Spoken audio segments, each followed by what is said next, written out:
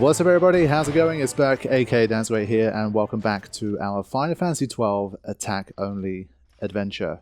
In the last episode we managed to defeat Judge Geese, and although it has already been 3 long episodes, there is still a long way to go in this game. One of the reasons I didn't get to Final Fantasy XII sooner is just because I was worried at how big the game was and how long this particular series might take, and that it might be a little bit too long for the format. But I've dived in, and you guys have been very supportive so far, and really been showing up for this series, so I truly appreciate it.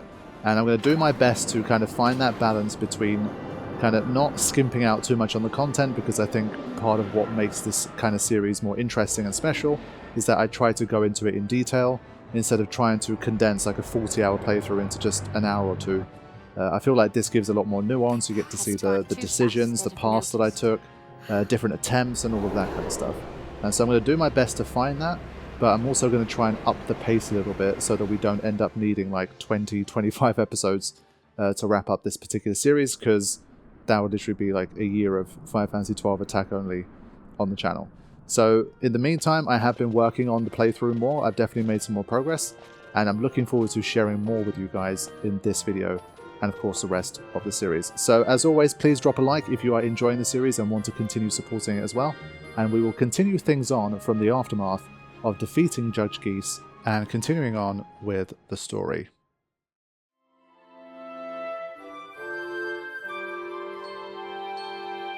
Okay, so we kick things off in Bhujerba for this particular episode. And what I wanted to do, generally, obviously, there tends to be these little like interlude periods between main arcs of the story.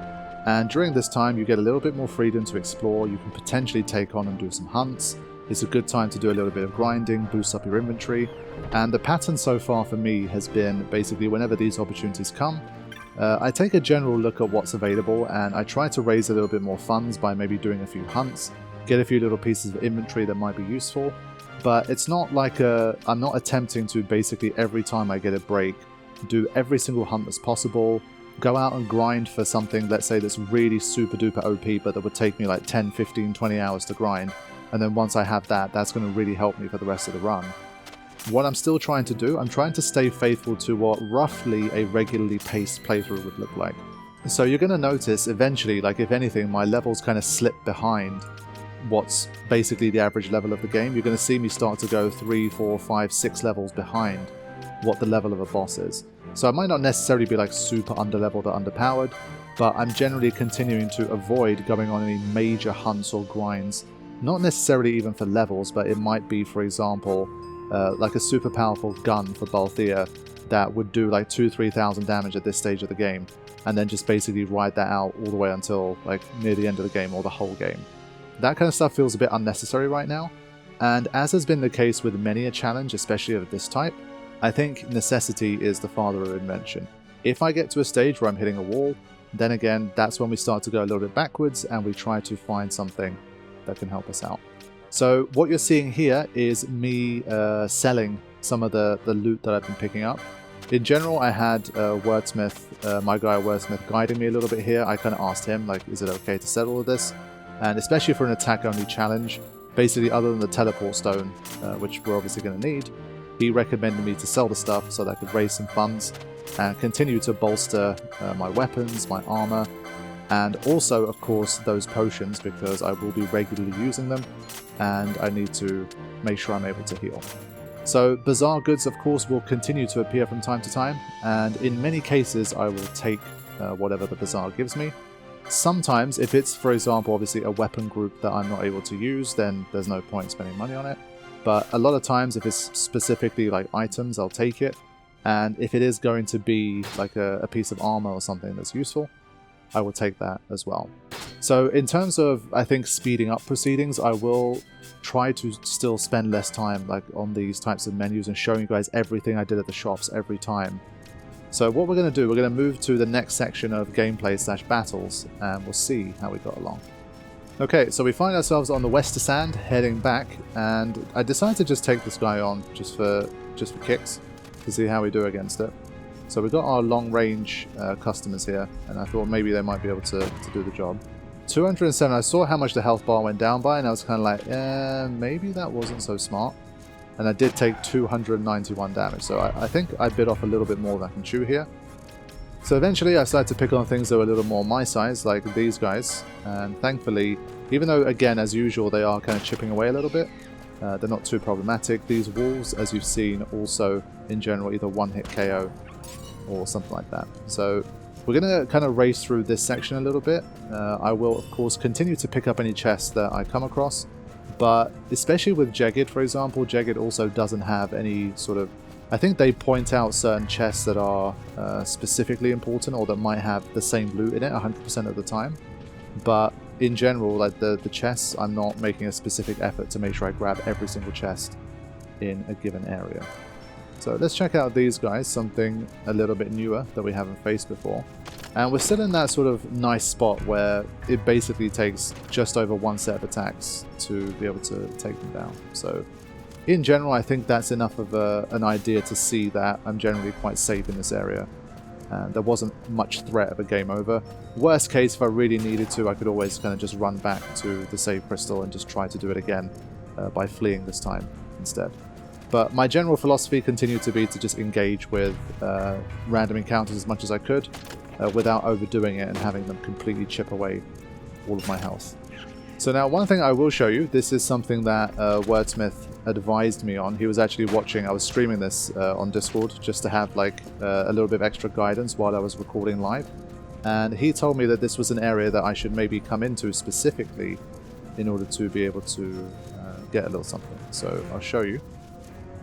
So you've got this Alpha Wolf over here, who I don't think is going to be much of a problem still, like even compared to the others. Yes, he's more powerful, but 3 hits and he's dead. And over here, where I'm looking, where Balthea is right now, there should be a treasure chest. Now, it doesn't have a 100% chance of appearing, as you can see, but basically you can leave the area and keep coming back until that does appear. So I'll show you what was in the chest, in case you don't know. Now, I would say I had to go in and out of this spot maybe 8 times, something like that, and these guys, they did sometimes respawn, so we did grab a few extra LP points and stuff. But thankfully this is another time when the speed up function of the game really helps, like these kind of mini, I wouldn't call it a grind, but just something where you have to, you know, give it a few tries before it appears. But eventually the chest did appear, and we got ourselves a diamond armlet. So that's what we wanted, and thank you to Wordsmith for reminding me that this was there. And so the reason we picked up the diamond armlet was because A, in some very specific circumstances it can help you get important things from chests, but also it gives us an immunity to lightning damage. And of course, as is the case with any attack-only challenge, the more kind of immunities against elementals and statuses that we can get, the better it's going to be for us, because there's nothing we can really do in battle to try to fix it. So having something that powerful in terms of completely nullifying lightning damage was definitely really nice to have at this stage of the game, so it's definitely worth a pickup. So pretty chill start as we made our way through the West Sand. We picked up that diamond armlet, we picked up some more LP points, made a few more advancements on the license board, upgraded to the musk stick, and now we are at the Sand Sea. So this is a long area of the game. And one of my only issues, again, with these particularly long areas is can we kind of sustain the chip damage that we might be receiving along the way.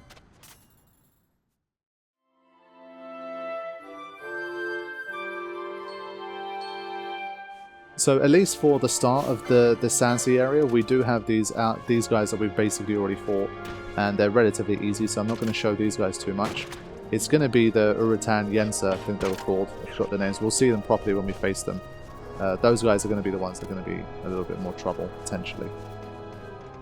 Now, one of the great things about this section of the game is that we are joined by Vossler. And so, once again, anytime we have 4 characters in the party, life automatically gets a little bit easier for us. And so for this one, I think once I realized that was the case, I was able to play on like speed up a little more. I still refrain from doing like the 4 times speed up. I feel like that just gets a little bit out of control. But 2 times is fine. And of course I have the bangle equipped whenever possible now, because I want to avoid traps, as you can see here. So that's something I definitely learned to start doing a lot more once I had the bangle. But you can see it's always a little bit dangerous. You have to shuffle things around a little just to make sure you don't do anything bad. So High Ether in general is still a good find because it nets me money. And Gil is one of those things that, at least so far, I hadn't exactly been naturally getting rich from the game. Like, you do have to put in a little bit of work if you want to make gil. So I hadn't really grinded for gil too specifically yet. There will be like 1 or 2 little phases in the future where I spend an extra maybe 10-15 minutes just doing a little bit of work to make some more money. But for now, at least, I felt like we could just continue to push on, and it was all good. Okay, so let's have a look at an encounter against Urutan Yensa. 718 HP. Did 44 damage when it made a connection. So it's not too bad, given that Varn at this stage is really starting to race ahead a little bit more with his HP. The Shikari does have access to some nice HP boosts fairly early on. I think overall the Monk really does have like the most HP boosts, but he gets like a... Barsh got like a big chunk early on, but then he takes like a little bit of a break, and then there's a few like really big HPs later on in the license board. But you can see that Urutan Yensa as well, not too much of a problem here. It's more going to be again a longevity thing, like can we last long enough in this area to make it through to the end without using up all of our resources. We do have this pineapple enemy. I'm not sure if this is some kind of rare enemy, but let me show you it anyway. I think it must be a rare game, something like that. Because obviously it is quite literally rare, there isn't another one like it. Now, of course, it tries to cast Reflect, thinking it's being smart, but it doesn't know that it's part of an attack-only series, and so we don't care about Reflect. And so thankfully we still made pretty light work of it. I was expecting this to potentially be dangerous when I saw how little HP I did. But it's just very slow. Like it got like 2 or 3 attacks in the whole thing. So yeah, 3 LP points, we'll definitely take that. And we'll continue on our way. A little bit further down the line, we do get a pickup here, which is the Golden Amulet. And this is a nice one because it gets us the ability to earn double LP points. And obviously in a challenge like this, that's huge. And the fact that they give you something like that so early is really powerful. So obviously I'm going to put that to good use, but you need Accessory 6 in order to be able to do it. It's one of those things I'm going to have to work on with certain characters because only Balthea and Ash have the ability to equip it at the moment. But of course, in the background, it's going to be something I'm going to be trying my best to remember to equip on everybody. Well, share it across everybody, let's say. Especially for characters that aren't on the front line at any given time. So that's the general idea, and it will definitely help me get round the license board as quickly as possible, because I'm going to need all of those stats if I want to try and get to the end of the challenge. So continuing on, things still running pretty smoothly. This is probably somewhere midway through my journey through the Sandsea. We're doing pretty well. I mean, sometimes they do get a few little chains against us, and if we get outnumbered, it can get a little bit dangerous. But we did have enough potions to see us through, and well, we still have a party of basically 7 characters here. So the ability to rotate around them is also pretty good. One good thing about this area is that because you are largely fighting the same type of enemy, you will sometimes grab these chains, and you saw just there that I managed to get a little bit of health back. So I've talked a little bit about chains already, and in general, up until this point I still haven't done anything specifically with chains. If I notice that there's a chance to build some up, then obviously I'll try, but I'm not really going out of my way to specifically grind chains and try to get anything from them. But they can definitely be beneficial, and there will be some points in the game if like you need a particular type of grind, and having a high chain can get you like a powerful item more frequently, then it's definitely worth doing. Now that is one thing we definitely noped away from. Anyone who's played any Final Fantasy XII will know that those guys are not to be messed with. I think they're called Entites. I didn't even try to select it because I was afraid. I definitely remembered them from my playthrough. Thankfully it's neutral, so unless you really start a fight with it, or you have maybe some kind of gambit set up that would have still attacked it potentially, we can avoid that encounter. It's probably the right call. Although if it only has lightning moves, maybe the person with the diamond armlet could have soloed it, maybe? That's something I didn't consider because we do have some lightning immunity, but it's not something I wanted to try. We're going to move things along. And so that was generally the story of the first half of the Sandsea. Now we're in the Nam Yensa Sandsea. And honestly, a lot of it was much the same here. Same type of enemies appearing. Relatively easy encounters. And well, there is basically now a halfway point. So if we do end up taking a lot of damage, we can go back like a screen or two and just fully heal and come back for another attempt. And so now, at this point, what I decided to do was get involved in this little skirmish that we can see between the Urutan Yensa and this big boy in the middle. So let's see how we do here. I decided to basically take everyone out. This is probably not the right way to do it, but I thought, hey, I already have a bit of a chain going here. This is one of those times I thought maybe I'll benefit from the chain a little. And I fancied myself to still beat the Urutan Eater anyway. And so I don't think this was necessarily the best way, but let's see how it went against this guy. I mean, any enemy that's shaped like this and has Protect, I was still a little bit worried that I might not be able to kill it because it would just be too strong defensively. But they're doing pretty well.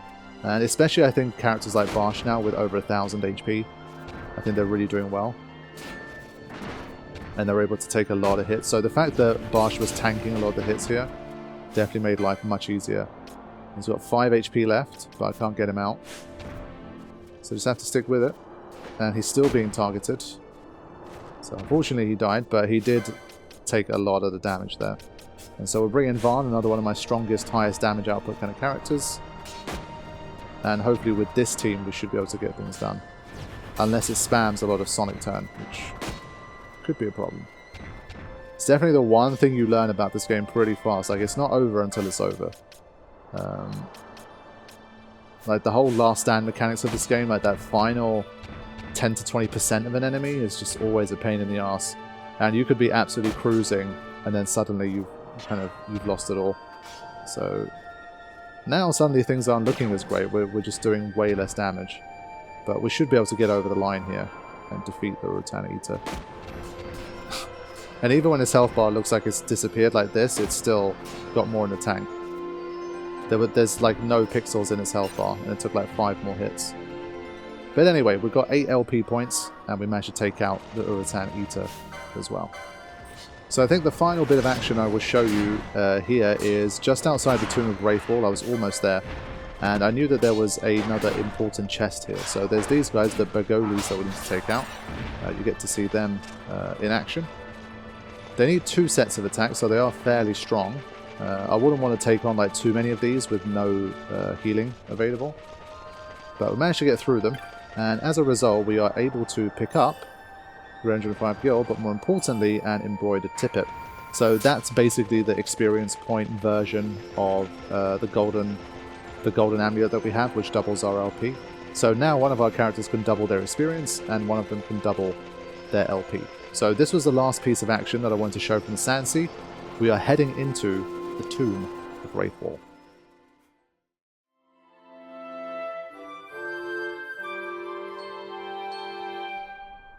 Okay, here we go. Tomb of Raithwall time. And even I knew at this stage that the main thing that we were going to face in here was a demon wall. And that was one of those enemies that, before even starting, it was one of the first ones I thought of as like, I don't remember too many bosses from this game, but I do remember Demon Wall. And could that be the type of enemy that could be a bit of literally a wall, like a level check, and we might not be strong enough to defeat it in the time that we have. So this was one that I had to take seriously. And the good thing about this place is that I'm still in an area where if I really need to, I can go out and hunt for more of the Urutan Yensa, and just basically end up getting some more LP and experience to power up my characters. But as is the case with pretty much every fight, I kind of just head in first, see what I can do, and then kind of work backwards from there. I spend a lot of time on the license boards and the equipment and stuff here, but some of the highlights are that basically I made it to a really nice section for the Machinist. The Machinist overall doesn't get like a crazy amount of HP augments, but there is one section that has a lot of them kind of clumped together. And so in a very short space of time, if you kind of sprint to there on the license board, you can end up increasing your HP pretty rapidly. So Balthier already started to get a little bit of an HP boost here, and also my Archer finally reached one of the small areas of HP that they have available as well. So this was like a nice little boost heading into something like Demon Wall. Definitely wanted as much HP as I could get.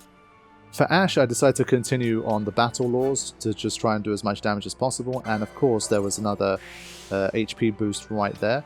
There were a couple of things that was missing by 1 LP point. So Ash was missing an HP boost by 1 LP point, and Barsh was missing the ability to equip Pulse 3 by 1 point.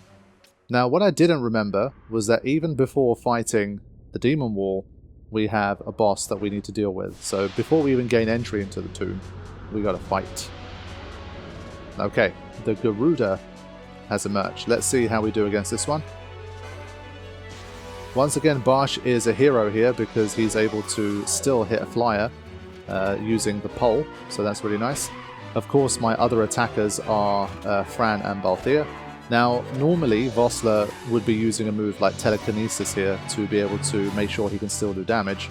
But unfortunately, because he's attack only, and his weapon type is not suited for this fight, he literally can't do any damage, unfortunately. But the good thing here is that, as you've seen, Barsh and Vossler have been the ones tanking basically all of the hits. And as a result, Fran and Balthea have been unharmed in this fight, and we were really able to power through here. So Barsh put up a great fight, and he kind of did the lion's share of the work, but now he kind of has to be KO'd. But we can bring in Penello, who is another long-range fighter, because of course Varn can't do any damage in this battle either. So flyers are definitely a little bit of a weakness for us, because at least 2 of our party members can't do anything. But thankfully, despite this kind of last-minute attack here from Garuda, we just about had enough left in the tank. And once again, Balthea is the final one left standing. The leading man does it again. So it got a little bit crazy again. The first like 80% as always was pretty much a breeze. And then a couple of people started getting KO'd. It started to do its last stand shit. And then it put up it almost basically turned the tide of the fight. But we held on long enough and we managed to grab the win. So Garuda was a first time win. So we gained a little bit of LP points, obviously as a result of that win, and so that meant I could get a few more little upgrades I had been wanting. Like, for example, an extra 190 for Ash, which is definitely very much welcome. But because Barsh died, unfortunately, he didn't get that final LP point that he needed for the Musk Stick. But for now, at least, it's all good. And so now we have to make some final preparations before we try to go in and fight Demon Wall.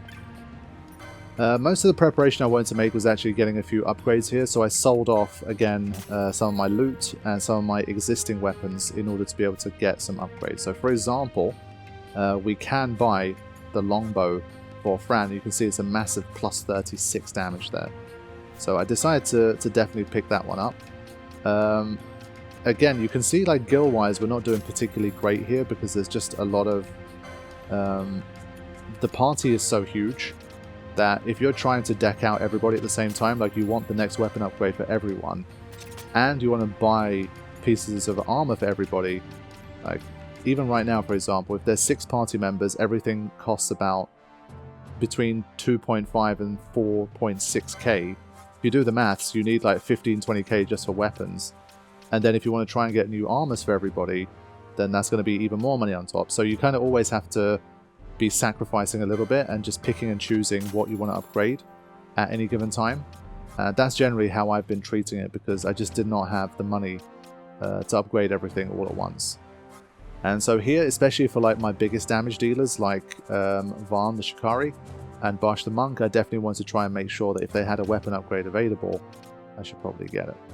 So I decided to also pick up a chopper as well, because that weapon looks pretty huge. I mean, the attack power is nice, and it does sap on hit. So even if it's probably like 5%, 10%, 15%, something along those lines, any chance to sap something like a boss, for example, would be absolutely huge, because they're definitely not all immune to it, and maybe some hunts and that kind of thing. It's definitely a weapon that I could carry through, and it's one of the main reasons I wanted a Shikari anyway, because of the possibility of afflicting some stasis like that. It could be very useful. The healing rod is available here. I definitely noticed the on-hit regen, and it might have been interesting to pick a job that could use that. But for now, at least, I decided against it. I didn't pick a job that could do that. I had heard, again, I kind of took Wordsmith's word for this. He said that the regen in this game is not particularly great, and so by the time you know, you have enough turns to hit all of your other party members and regen them, how much time has gone by in the fight, how long does the regen last, is it that effective? Ultimately, I decided to not go for one. But I did get a Warhammer, which gives Ash way more power in the run-up to Demon Wall. So that's what I did, a few upgrades in terms of my weapons, and with that I think it's time to basically give the old Demon Wall a go and see what happens. So you can see me like kind of loading up these upgrades here. I had the parallel arrows as well, which gave me a slight boost because they have 2 attack now instead of 1, and so every little helps in this challenge. For now, I couldn't afford to get anything for Penelo, so she's the one that kind of had to suffer a little bit here. But she will be getting a pretty nice weapon and some nice bolts a little bit later in the challenge. Alright, let's get things started. There are 2 Demon Wall fights. The first Demon Wall fight is avoidable, but also a lot more difficult. The second one is mandatory, but easier. So, of course, with my primary goal being to complete the game, and try to do it with generally as little grinding as possible. If there is a difficult fight that I can skip, I will generally try to skip it. And so my gut reaction was, let's skip Demon Wall 1 and then see how we do against Demon Wall 2. So let's see how that went. Great design. The whole Demon Wall thing in Final Fantasy I think is great. It's just a great enemy type, like the sense of urgency that you feel when you're fighting a wall type enemy, encroaching wall. It's great. So yeah, we're going to immediately turn tail here and run. Like they're trying to do damage. I took a bit long to start pressing flee.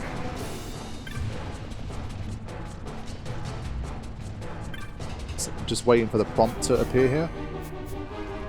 There you go. So that was a little bit clunky, but yes, you can avoid Demon Wall 1. But your happiness is short-lived because you have to then face the next one. So let's take a look at Demon Wall 2. So I'll start to tell you guys some of the stats and some of the important things here while the fight goes on in the background. Demon Wall 2 is a level 16. It has 10,332 HP. So it's not too terrible. Like, it's a decent amount, but it's not horrible. It's weak to Holy, but that doesn't really matter for us. We can't do that damage anyway. Now, in terms of its abilities, it can do things like Blindger, Silence, Sleep, Telega, which will disable party members potentially, and Doom. So let's take a look at this fight. Damage-wise, we seem to be doing pretty well. I've got, obviously, like my kind of melee fighters that are just going to be crunching through this as quickly as possible. I decided to not use anybody else. Now, I got a little bit lucky here because it first of all went for Silence, which of course doesn't matter for us. And so it wasted an entire turn there trying to cast Silence on the party. And that brought us way more time to just continue doing big amounts of damage. Now there comes Chain Magic. But still, as you can see, we're doing well. Telega. So far at least, only Vossler has been lost. So Vossler got X-Zone there, as you can see. But the other 3 seem to be going well. It's casting Silence again. And that was it. We got the job done. And so this was one of those fights again where I was like, wasn't Demon Wall supposed to be like quite hard? Like, we had loads of time to spare. Vossler was the only one who died. Like, that was kind of easy, no? Like, I thought it was a bit harder. Now, Wordsmith was watching this play out, and he did say, like, you've got a bit lucky there. Like, it can do things like blind, and you didn't get blinded at all. I didn't even have proper, like, blind protection here fighting this one. And so I thought to myself, okay, maybe this was a little bit lucky. But what I also wanted to do was, if I could beat that one so easily, then why don't I just fight Demon Wall 1 as well, for kicks? So I made a save here, and then I reloaded this save, and I went back for Demon Wall number 1. So let's see how it went if you were to try and fight the much more difficult version of this.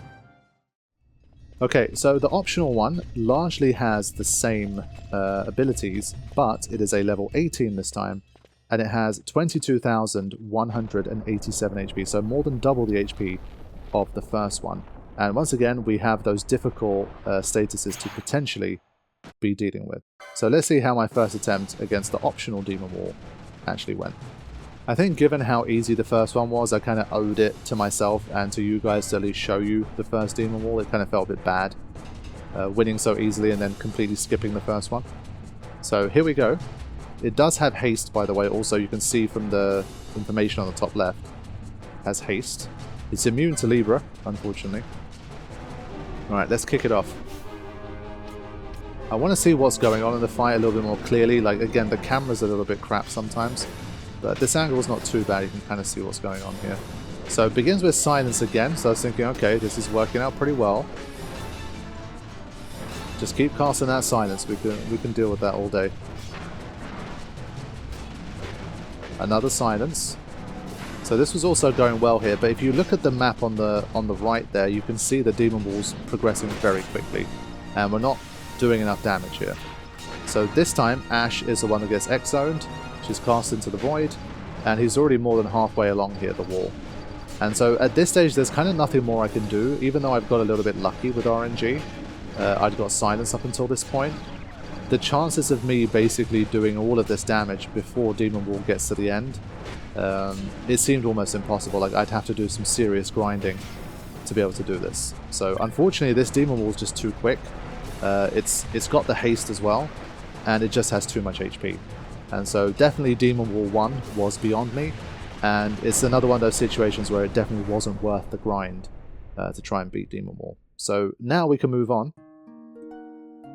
And so the final thing, the bonus thing that I will show you with Demon Wall, is how does it look if your RNG is a little bit more normal and you get hit with some worse status effects nearer the start. So let's do that. Okay, so the first one was a complete walkover. It's very, very easy. Now this one, while I was running away from Demon Wall 1, I didn't realize that I already got put under blind for Ash and Vossler. And so I should have restarted this fight, but I was like, just to see if even under these circumstances can I beat Demon Wall 2. I decided to still go for it anyway. But it's just a show of how much kinder the game is. Like, Demon Wall 2 is just, it's a whole different ball game in terms of how easy it is compared to the first. So you can see here, I mean, Ash is blind, Vossler is blind, so they're going to miss a lot of hits here. And we'll see if we can get it done. Great combos there from Bosch. So we're already like almost halfway with 2 characters blinded. Since I already had a win, I didn't really care too much here, but I think this again has been relatively fortunate. So using chain magic. Now Telega, let's see who gets it. It's Ash again, but she was blinded anyway, so it's not too big a deal. Varn and Bosch basically doing all the work here. I think if we had as much time for Demon Wall 1 as we do for Demon Wall 2, I think we could have done it. But now we're put under sleep here. So Barge has been sent to sleep. I could swap him out, but I'm just leaving it here just to see if we can get it done anyway.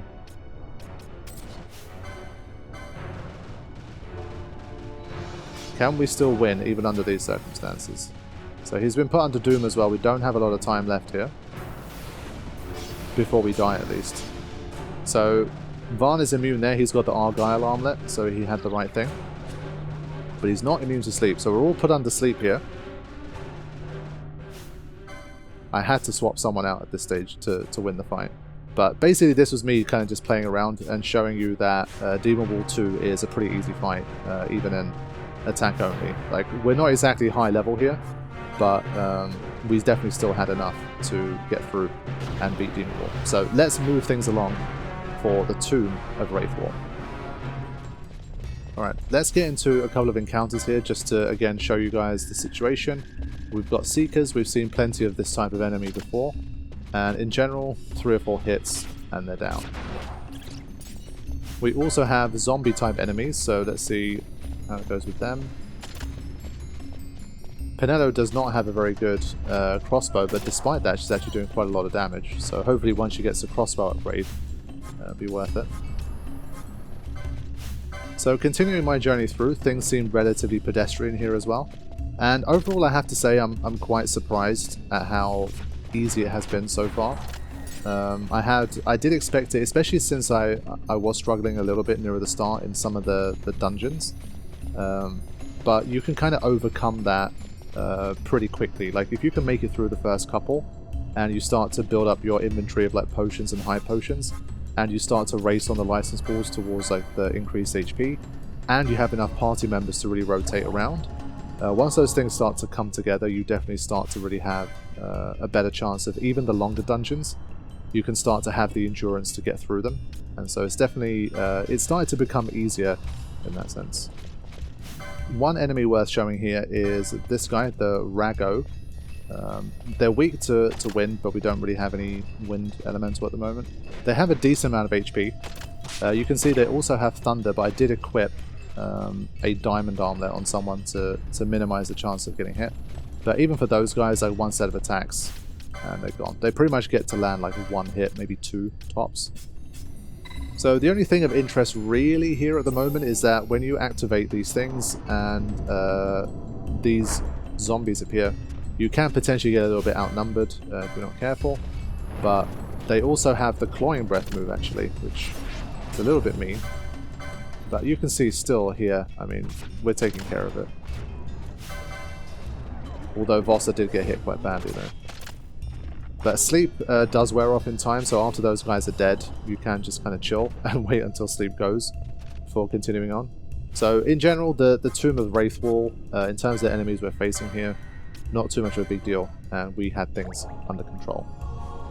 Another thing I faced in here was the Lich, and this guy, I decided to try and make sure I stayed a little bit closer this time. I did receive some advice about basically for the kind of ghost type enemies that phase in and out. I think if you're a little bit more aggressive and you stay near them, I think they're a little bit less likely to kind of phase around. And obviously while they're phasing, they become untargetable, so it makes it a little bit more difficult. And so I tried to be a little bit more aggressive moving forward whenever I was facing the ghost type enemy.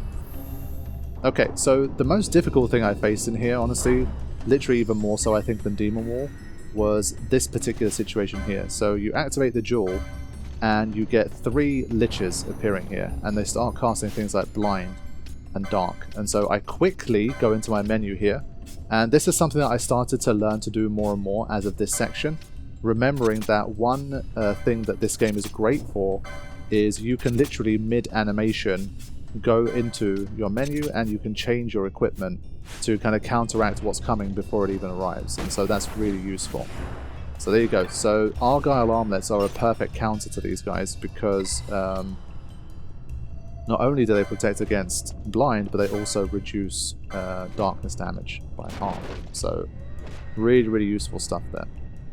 But you can see the phasing in and out obviously still continues to be a little bit annoying, and we kind of just have to deal with it here. And they also have the divide ability, which kind of makes it even worse.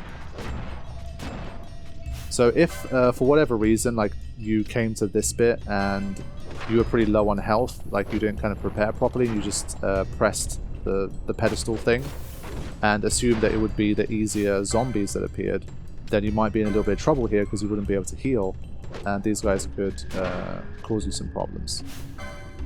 So I'm not speeding up here just so that I can kind of keep tracking what's happening here, just in case. But we managed to kind of wear them down. And we managed to take out the Liches. So that was kind of the most dangerous thing I would say that happened. Other than, obviously, the Demon Wall fight itself. And Vossa just about pulled through. One thing I generally did start doing a little bit more here is, after defeating some of the enemies in there, I came back out just to put a save in, to heal up, and then try to get a few little upgrades in terms of my armor. Because it felt like attackingly I was doing enough damage, but I needed to kind of stay on top of my game in terms of my defenses, so I tried to buy a couple more things that could help in that regard.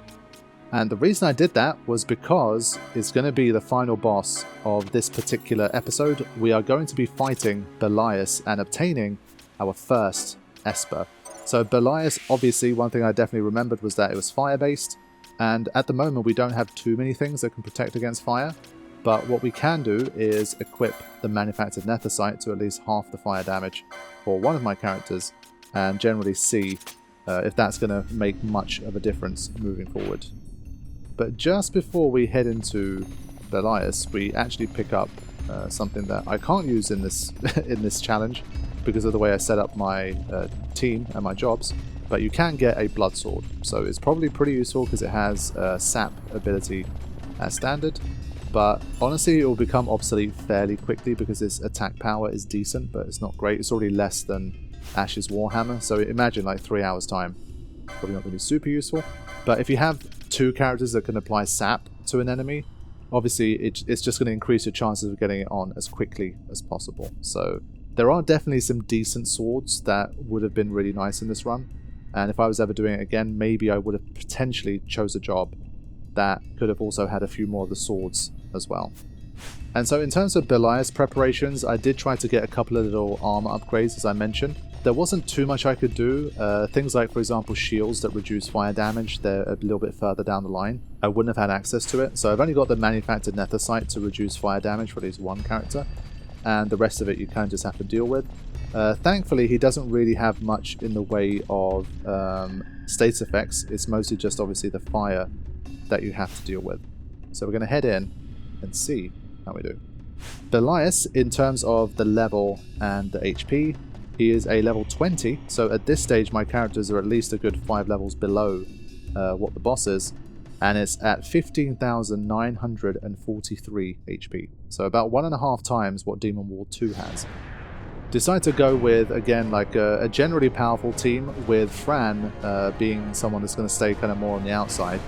My thought process being that if there's any attacks that it does which are a bit more AoE, at least having one party member that's a little bit further out might potentially save me from like getting wiped out. So I got Ashe out there because she's got the shield as well, and maybe a few more chances of some blocks. Barsh, obviously, together with Vossler, they just do a lot of damage, so I'm kind of hoping and relying on them to do a lot of the damage work here as well. And Fran is generally just... her drawing aggro here was not the best, I guess, because she doesn't have a lot of HP. So I was kind of hoping that maybe it turns his attention to somebody else before Fran dies. So just in time, he left Fran alone, so I decided to change my strategy here. I brought in Varn, and we're just going all out power here. You can see just all of them just really going at it. And Sap actually works against Belias. So that was also really, really nice. The chopper from Varn coming in really handy there. So now in comes the big move from Belias. Let's see what kind of damage we got here.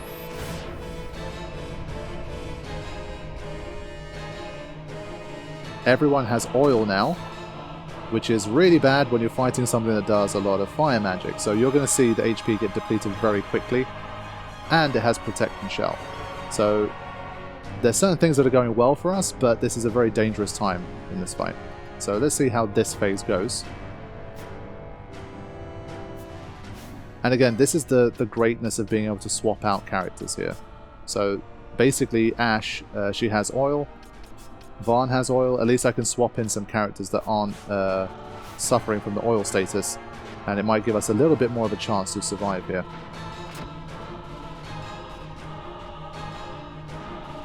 So we're trying to get back on track here. And it's kind of funny because even though we have the oil status, Belias has just been using physical attacks. It hasn't been really capitalizing on the fact that we have multiple characters that have been hit with oil here. So there's the fire finally coming in. Check the damage. 326. It's not enormous, but obviously thanks to oil, it's definitely much higher. And so now is trying to decide, do I bring in someone who doesn't have oil that would do less damage, or I bring in someone who has oil that can do more damage? I decided to go for the latter, and Varn is back in here. So now a lot more fire spam coming in. There you go, Voss is dead too. The bros are gone. And of course, because it's Vossler, I can't swap him for anybody else. I kind of tried cheekily here, but no. You're stuck with 3 characters now. But thankfully they lasted very long in the fight, and Fran's been KO'd as well. And so now this is that classic, like the last 20-25% HP, the boss is making a bit of a comeback here. 565 damage on Varn there. Another 507. So we were looking pretty comfortable, but now things are getting a bit rough. Now Sap is still continuing to work here, which is helping chip away very, very, very slowly here. But 628 damage there. Big, big damage, and in comes another big move. And so Belias is doing everything he can to try and avoid defeat here, and it's definitely going to be close. 606, and it's only Balthea left, and he took a fire. He's only got 40 left. We've been in this position before. But Balthea this time cannot clutch.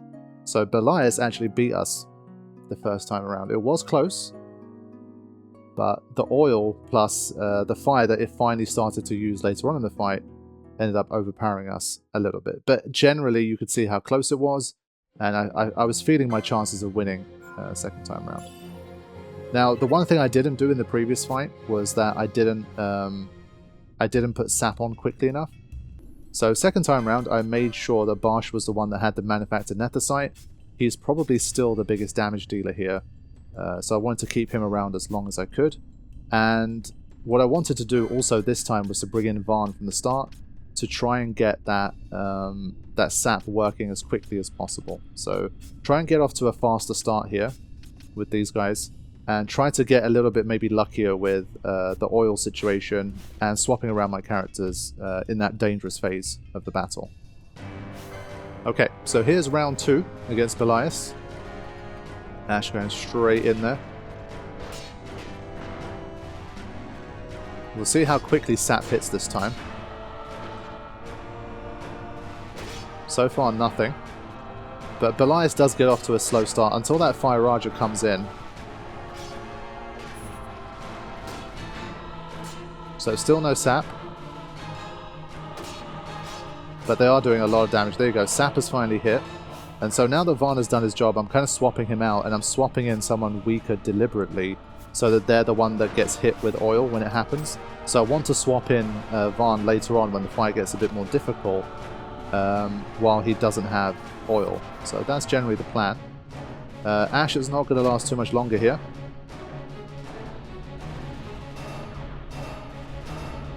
Let's see what the outcome of this Fire Raja is.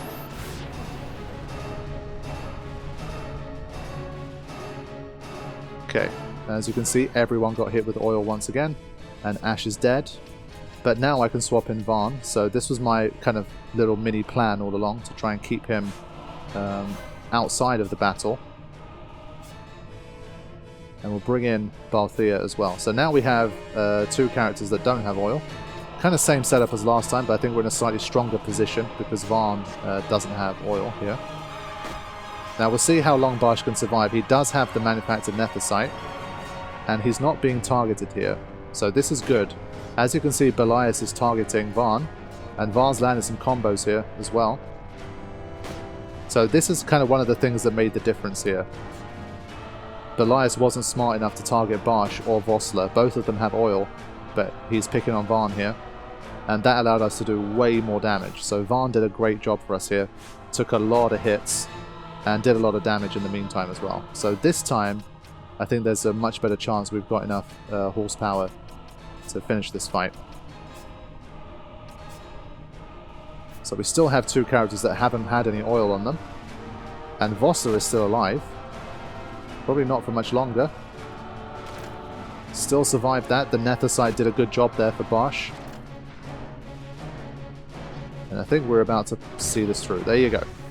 So second time round, I would say a lot of it was down to how Belias behaved after using Fire Raja. So obviously part of it was me swapping out some characters and getting rid of some of the people that had oil. Swapping Varn back in without oil was really helpful. And he spent a long time just attacking Varn and doing relatively small damage. And by the time he turned his attention back to Barsh, it was already near the end of the fight. And Barsh also had the manufactured Netherite, which halved the fire damage. So despite the fact that he had oil, he was still only taking 300 damage instead of 600. And so with that, we were able to obtain our first Esper in this challenge. Now, what I will say is that for Espers, whatever ones you kind of have to fight mandatory, obviously that's what I'm going to try and do.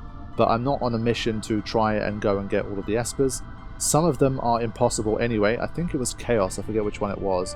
But one of them quite literally disables physical attacks, and so obviously for a challenge like this, it's a non-starter. And one of the main things that can be useful about the Espers is, of course, that depending on which one you have and whose license board you use it on, it can give you access to some nodes that you wouldn't ordinarily have. So for this particular situation, I don't want to, as I've said from the start, I don't want to access any new license boards. So whatever license board we have once we chose our job, that's the only one we're going to have for the whole game. That's the plan, if I can take it that far. And so we're going to generally stick to that. Unfortunately, Belias doesn't really unlock anything useful. I did have a look at the license boards with him. and he didn't really have anything that I wanted as a result of obtaining him. So Belias is not really going to feature in any way in the playthrough, but I thought it was worth mentioning anyway. And so with that, we are able to conclude events in the Tomb of Raithwall, and we get to continue the story having obtained the Dawnshard.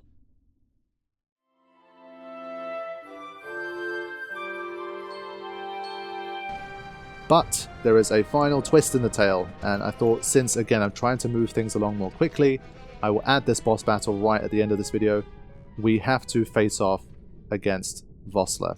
So our brother-in-arms that had been helping us to defeat these bosses and to get through the story, we are going to have to deal with him if we want to make more progress. So I'm going to go straight in there, and I'm going to show you the fight against Vossler before we round off this episode. Alright, here we go. So he is flanked by some soldiers, and I think as usual I am going to go for the soldiers first. So this time it felt a little bit weird because it's the first time in a long time we've been outnumbered in a fight. I'm kind of like, wait, can't I bring back my fourth person? And then of course the game says no. So we're kind of back to normal here. But the eagle-eyed amongst you would have noticed that Fran has a little symbol on the top right. Of course, this is one of those things I love where there is a story thing happening and actually manifests in the gameplay as well. And Fran is in berserk status, and as a result of that, she is going to be kicking ass and doing even more damage than normal. And so that's why for this particular fight I decided to bring in Fran to try and hopefully get a little bit more firepower from her berserk status. So let's see how this one went against Vossler and the boys. Okay, so these swordsmen, they're going to get taken out first as a priority, and that happened very quickly. You can see the red-hot Fran there. It's the first time we've seen berserk status in this game, and it's definitely one of those things in an attack-only challenge. If you can make use of berserk, it's definitely worth doing. Again, another one of those grey areas where you can kind of make up your own challenge a little bit. Technically, when you're berserked, you're not kind of using the attack command, but since all they do is literally use the attack command without you pressing anything, in my book it's the same thing, it should be fine. But if you kind of want to make it a little bit harder for yourself and not allow berserk, then of course you can do that. But for this fight, I don't think we have a choice other than to not use her at all. She's kind of stuck being berserked. But you can see here, Vossler is putting up a last stand as usual, unsurprisingly, and he finally got the better of Barsh, but we've just got plenty more characters here that can handle this, and he's almost dead already. So even though he's going to be hitting hard and fast now, Fran is like sitting off to the side just doing big damage with that berserk status. I think Archer's probably not the best job for her to be in like berserk status with right now, but it is what it is. Slight mistake here, I should have brought out someone else. I just noticed in time, and in comes Ash. Probably Ash, yeah. And so Fran fought valiantly, but she got taken out as well. So, I mean, credit to Vossler, he did manage to take out half of the party here, just basically by himself. But we were too much for him, and we managed to take him down and continue the story. So, hope you guys enjoyed that episode. It was definitely packed with content this time. I'm doing my best to move things along at the best pace that I can. I think we covered quite a lot of ground here, covered a lot of boss battles. But as I say, I can't, like, the game is just so big that if even despite going, like, trying to have this much content in one episode, it's still taking me like 12, 14 episodes to finish the whole thing. I do apologize in advance, and I can only hope that you continue to enjoy the series, because I remember even for Final Fantasy X, it did take a little bit long. After the story, we did some post-game and that kind of thing, and I did have one or two people saying that they weren't, like, it's gone on too long. The views were still there in general, but I think people obviously, like, it started to drop off a little bit, and it overstayed its welcome slightly, I think. And so I've always tried to avoid that ever since that series, and I think I've done a nice job with it, with the other games that I've done. But this one is going to push me a little bit because of just the sheer amount of content throughout the game to share as I play through the story. But all of that said, we have come to the end of another episode. Thank you all so much. As always, early access is available on Patreon, and it supports these series in a huge way. because they do take a long time to make, and us as content creators, we always have to fight that sweet urge to just make the kind of lazier content that's probably going to get more views, probably going to make more money, but that ultimately is not going to be as fun for the viewer to watch, and it's not going to be pushing us, you know, in terms of our ability to create the best content that we can. But support on things like Patreon really do help to balance those scales and keep us making these series that take a little bit more effort than the usual day-to-day work that we do. So I will see you for the next episode. I hope you are enjoying the series. Thank you for watching. Take care.